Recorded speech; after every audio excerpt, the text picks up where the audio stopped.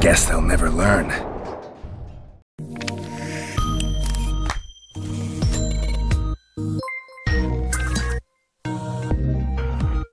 Let's rock.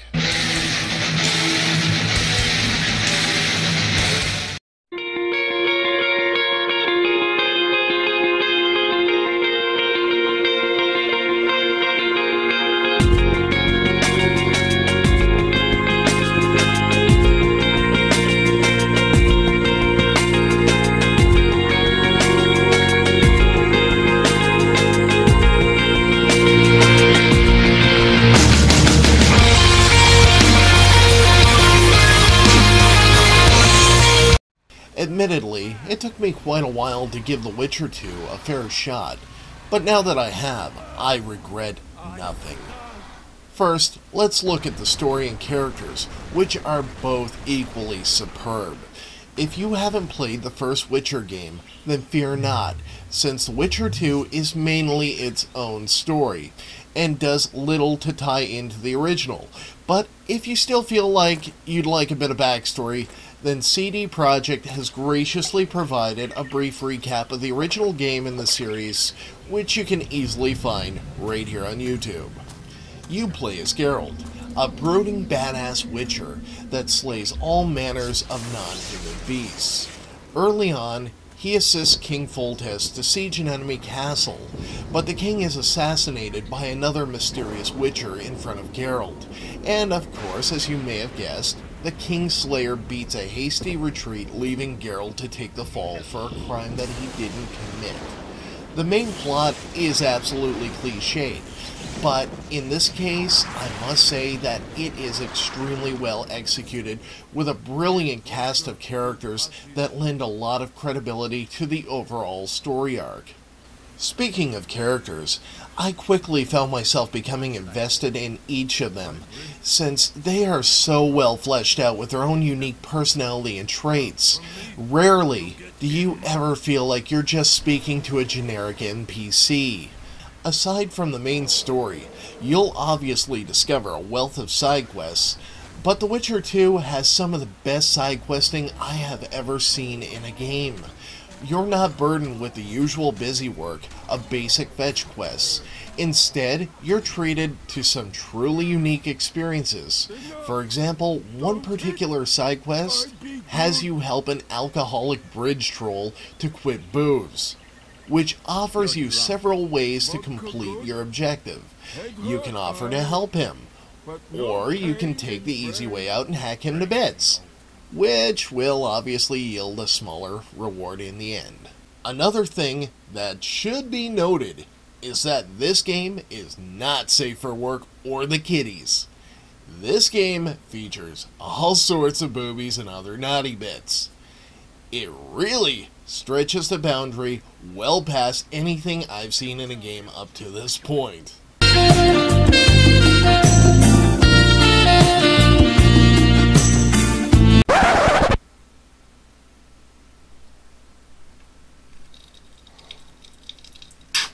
Beyond all of that, let's talk about the technical side of this awesome game. I ran into a few problems where graphic settings weren't saving correctly and required a few I&I tweaks to achieve my actual desired settings, which is a minor nitpick from me, but could cause less experienced game tweakers a serious headache. On my machine, this game runs in beautifully high settings at an average of 40 frames per second, but I've noticed some serious hitching and frame rate stuttering at times, which does take me out of the experience a bit, but is by no means game-breaking. The Witcher 2 sports some of the best visuals I have seen. It's a graphical achievement and is not showing its age at all. Pair that with excellent storytelling, characters, side quests, and very in-depth character customization, and you have one of the greatest RPG fantasies on PC today. I give this game a solid endorsement. Any RPG fan that hasn't played The Witcher 2 is only depriving themselves of one of the best experiences they can have.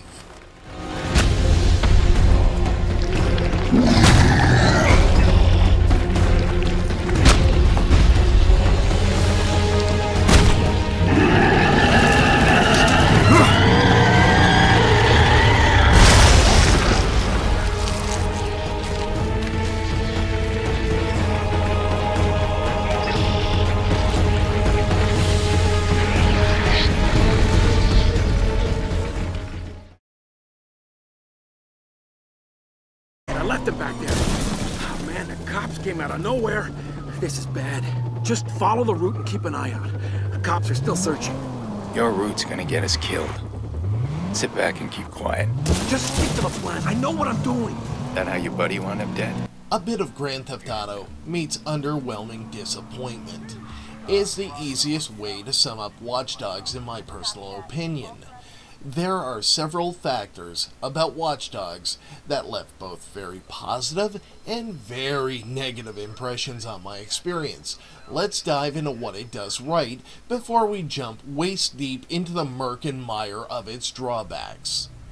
The core mechanics of this game are done very well, be it the driving, the gunplay, and even some of the hacking elements left me cackling with almost evil delight at times as I caused a nearby piece of equipment to explode, killing a bad guy, or hack an obstacle to block my pursuers from chasing me. These were all deeply satisfying mechanics and kept me engaged and invested in the gameplay. Now brace yourselves, because it's a bumpy ride from here on. The characters are garbage. Absolute trash. None of them memorable in the slightest.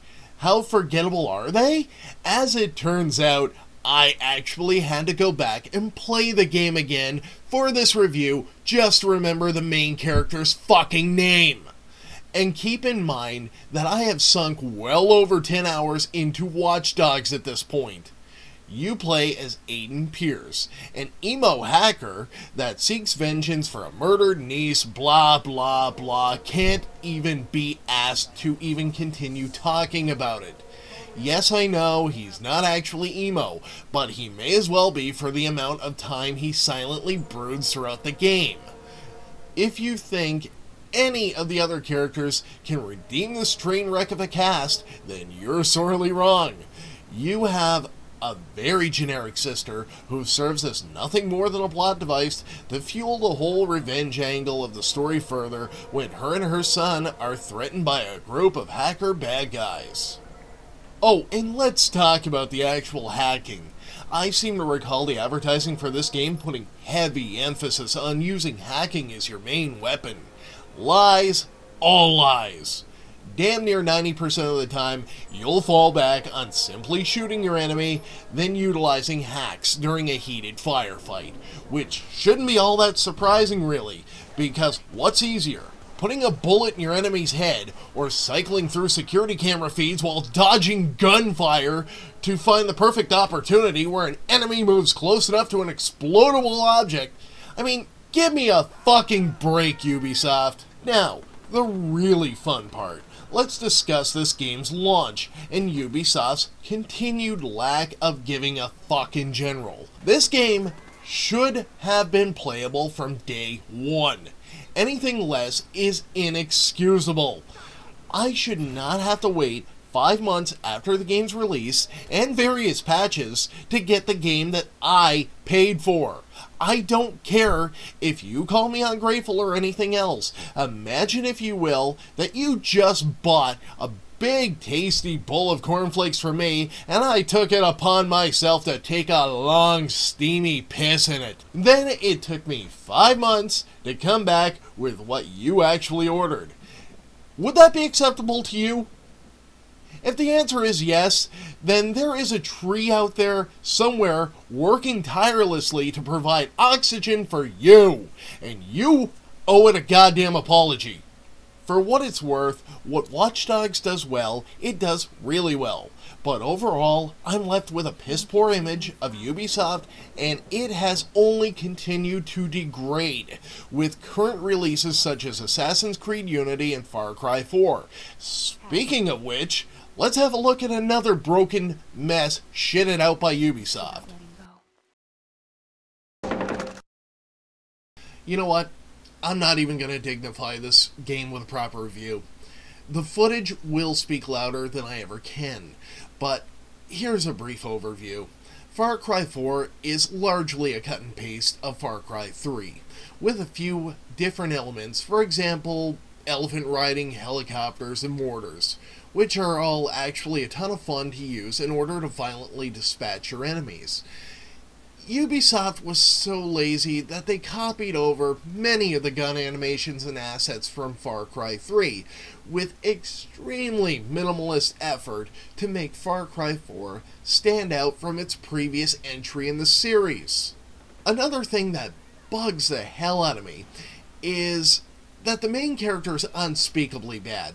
There is literally no effort to identify him whatsoever, whereas Jason Brody in Far Cry 3 had never fought before and was obviously very green in the beginning, whereas AJ Gully is apparently just a natural badass that had to be toting combat skills and large caliber weaponry on the day of his conception, since it's never explained whether or not he has had combat experience, but we're left to assume that he hasn't had any to speak of, and yet he joins a group of revolutionary freedom fighters and all of a sudden he's a fucking Terminator for some reason or another.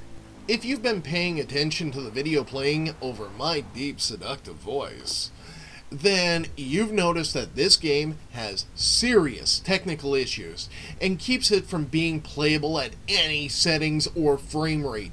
The ungodly frame rate stuttering and hitching completely breaks the game and my faith in Ubisoft's quality control standards. What's worse is that I absolutely loved Far Cry 3. And I anticipated this game so badly just to have Ubisoft sell me a handful of rancid shit. This frame rate issue seems to be plaguing AMD hardware, whereas Nvidia users report almost no issues compared to AMD. And what's Ubisoft's answer to this?